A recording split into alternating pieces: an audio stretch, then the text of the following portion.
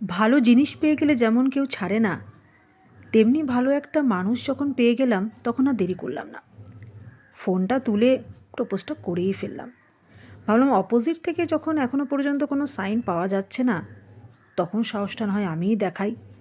মেয়ে হয়ে তো কী হয়েছে, সবসময় যে ছেলেদেরই আগে বলতে হবে তার তো কোনো মানে নেই।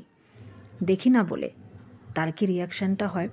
যেটা পেলাম সেটা জানতাম।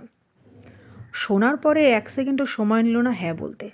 তখনই বুঝতে পারলাম তার মনেও ব্যাপারটা ছিল, জাস্ট বলার সাহসটা পাচ্ছিল না।